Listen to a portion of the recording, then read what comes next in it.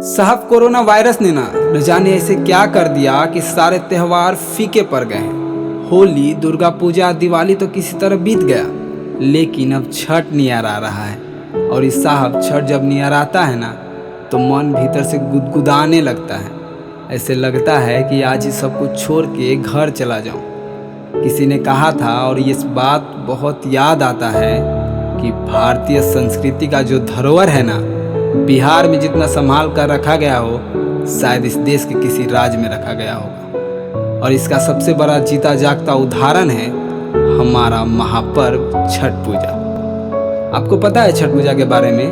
बहुत लोगों को लगता होगा ना कि छठ पूजा हमारा सिर्फ त्यौहार और पर्व है, लेकिन ना जी, छठ पूजा क्या है पूछ लीजिए उन बिहारियों से जो घर परिवार को छोड़कर 2 वक्त की रोटी कमाने के लिए और अपने परिवार की खुशी में अपना समर्पण करके अपने राज्य को छोड़कर किसी अन्य राज्य में मजदूरी करने जाते हैं। अरे साहब, पूछ लीजिए उस माँ से जो अपने बेटे की आस में साल भर से घर आने की उम्मीद को भूलकर सिर्फ छठ में आ जाए भगवान से विश करती है। अरे साहब, पूछ लीजिए उस बहन से जो बॉर्डर पर तैनात अपने भाई का इंतजार रक्षाबंधन से ही करती है और आस लगाई रहती है कि छठ में इस बार भैया आ जाएंगे।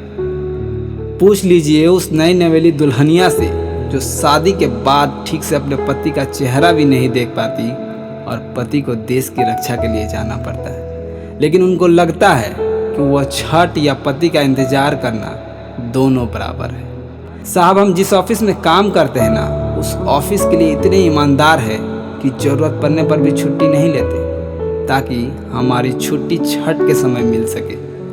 पता है एक बात, हम ऑफिस में तो फर्राटेदार हिंदी और मिला जुला के इंग्लिश तो बोल ही देते हैं, लेकिन छठ के समय जब माई बाबूजी और दीदी भैया और ये भौजी से मिलते हैं ना तो लगता है कि हिंदी और इंग्लिश भूल जाए तो अच्छा रहेगा, क्योंकि हमारी पहचान ना साहब हमारी मिट्टी है।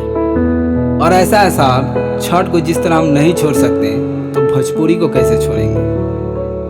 घर भर के लोग हमारा इंतजार पूरा साल भर से करते हैं और उनको लगता है, उनको पता रहता है कि हमार बबुआ, हमार लइका, हमार भैया दुर्गा पूजा, होली, दिवाली में आए चाहे नहीं, लेकिन छठ में ज़रूर आएगा।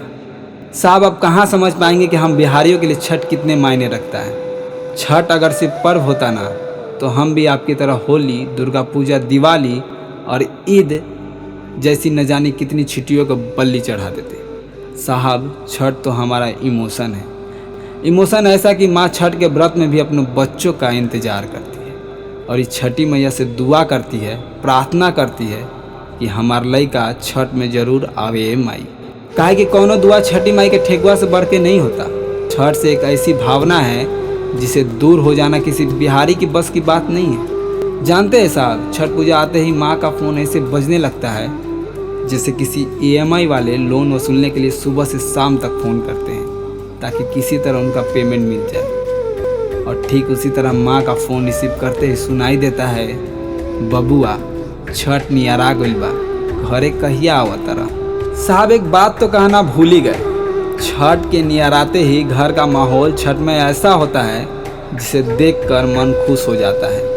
माई निर्जला व्रत का उपवास करने के बाद भी गाय को गोबर से आंगनवा को लीप कर मानो सजा देती है और खरना वाली रात से ही ठेकुआ छानने लगती है। माँ ठेकुआ तो छानती है और छठी मैया के गीत गुनगुनाती रहती है, जैसे छठी मैया लगे बैठी हो और ये माँ उनको बातें करके सुना रही है।